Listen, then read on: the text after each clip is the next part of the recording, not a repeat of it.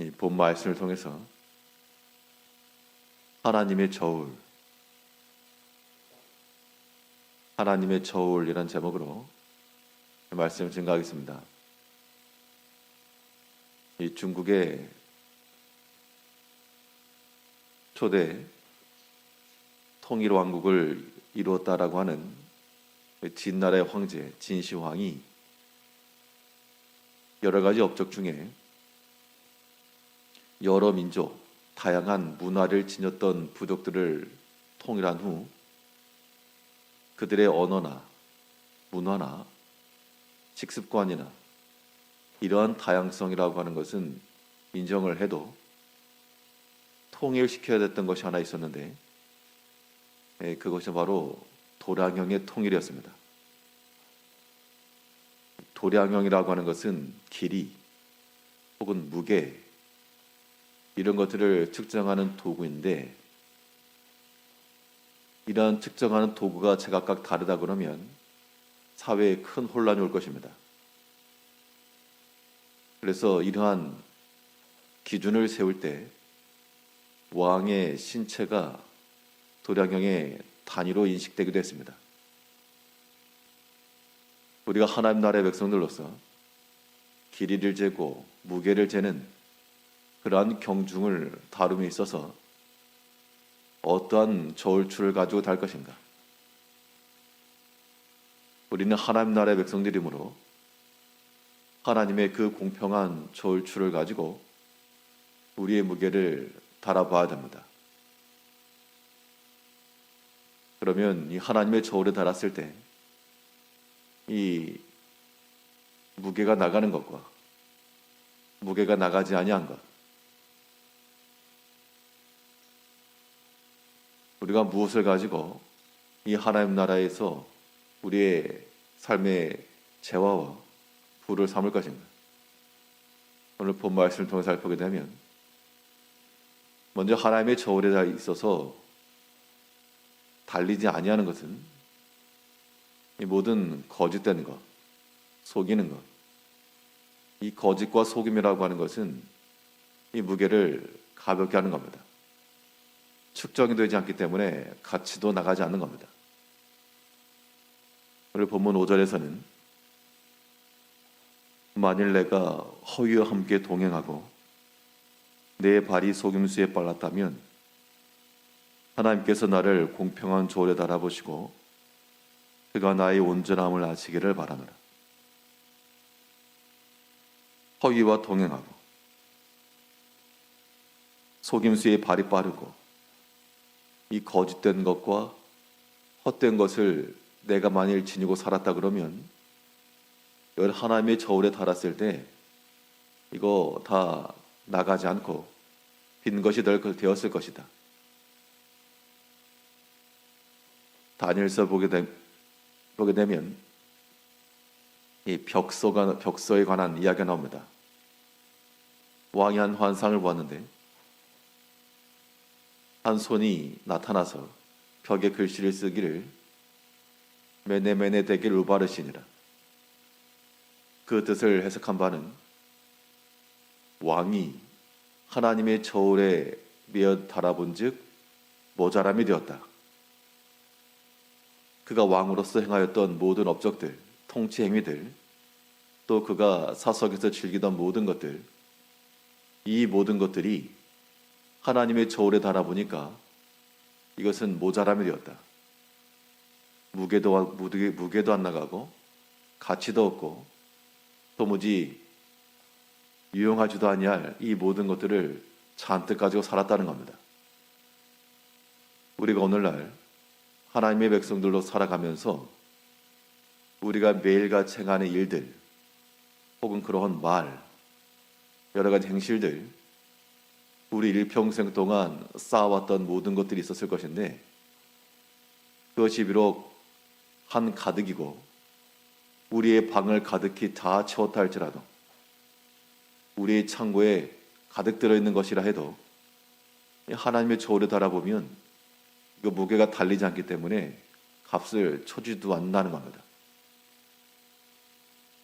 우리가 허위와 함께 동행하고 또 모든 거짓과 함께 속이는 것으로서 우리 인생을 채운다 그러면 그러한 모든 것은 우리를 가볍게 만드는 겁니다.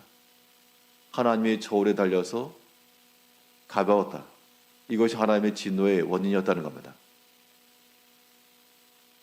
우리가 마땅히 하나님 나라에 합당할 만한 그런 가치와 그런 무게를 가지고 살아가야 되겠는데 우리 시간을 달아봐도 하나님 나라에 기울어지지 아니하고 너무 가볍고 세상에 헛된 것만 가득 들어있기 때문에 가볍다는 겁니다. 우리 하는 모든 일들도 우리가 그렇게 분주히 움직이고 바쁘게 하루를 살아가지만 하나님의 저울에 달아보면 하나도 나가지 않는 1g도 되지 아니하는 그런 것들을 위해서 우리가 우리 전 인생을 다 드린다. 이것은 비효율적인 삶인 겁니다. 우리가 하나님 나라의 백성들이므로 그 나라의 저울추에 어울리는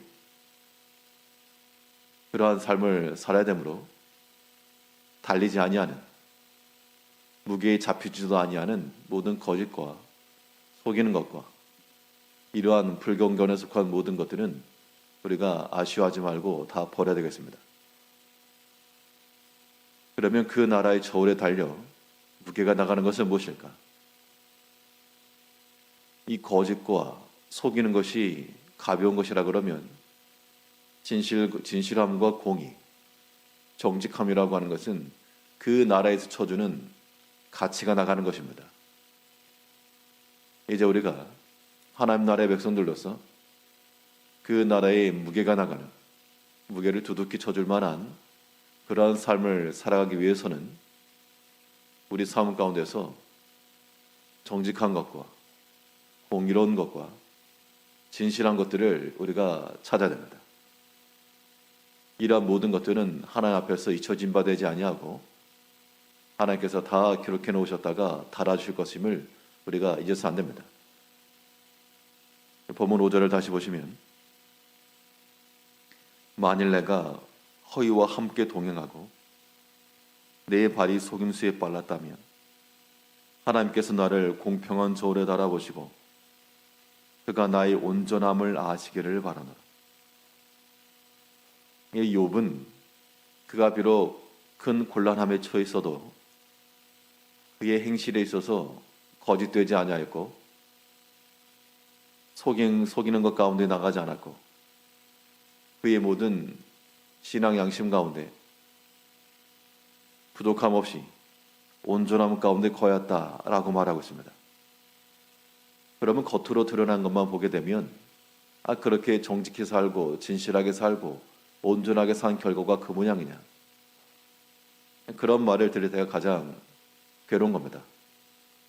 분명 주의 뜻을 따라서 우리가 희생하며 수고하며 진실함과 거룩함 가운데 나아갔는데 이것에 대한 보응이라고 하는 것이 세상에서 말하는 부귀영화와 세상의 영광으로 오지 아니하기 때문에 하나님의 공평한 저울추를 사용하지 않는 자들은 거기서 이제 비우는 겁니다. 그들의 속이는 것, 그들의 거짓된 것, 인본주의를 따라가는 것, 이것이 더 무게가 있고 가치 있고 좋은 것이라 그렇게 말할지라도 욥은 그의 온전함과 그의 정직함과 진실함을 버리지 않았습니다.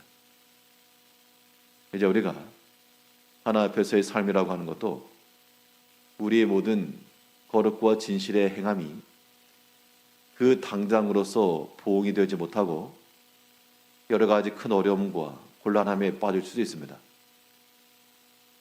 우리가 하나 앞에서 바로 산다고 해서 육신에 질병이 없는 것도 아니요 여러 가지 시험을 만나지 아니하는 것도 아닙니다.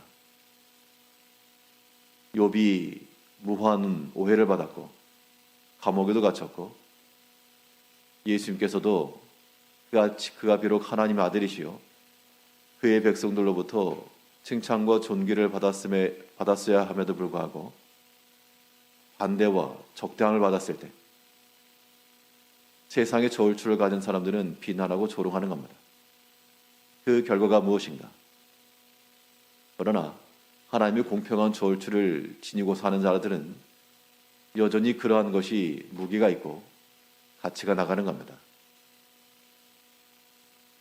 바닷가에서 많은 어패물들 혹은 어류들 많은 걸 잡아와가지고 저울에 달아서 나가는 중량만큼이 자기에게 돌아오는 보수가 될 겁니다. 그런데 많이 잡긴 잡았는데 무게가 되지도 않고 가치도 없는 것들은 쳐주지 않는 겁니다.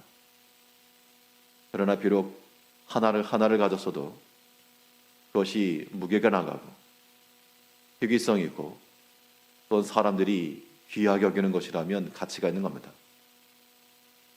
이제 우리의 삶이라고 하는 것이 비록 이 땅에서 살아가나 우리의 모든 길이며 무게며 중량을 재는 그 도량형은 하나님 나라에 속한 것이 되어야 마땅하고 그 기준은 하나님에게서부터 나오는 겁니다.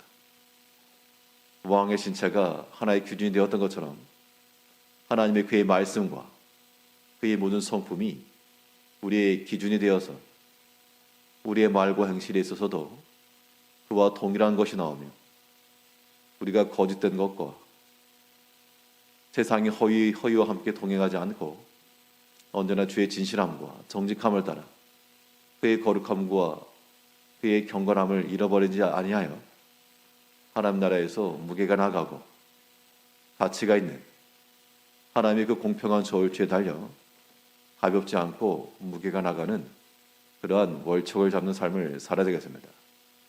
오늘 하루의 삶 가운데도 우리의 모든 시간이며 행실이며 이 모든 것들이 하나님 앞에서 너무나도 가벼운 깃털과도 같은 것이 되지 아니하도록 하나님과 합한 것이 되어 그 무게 나가는 것으로 살아가는 하루 되시기를 바라겠습니다. 기도하겠습니다.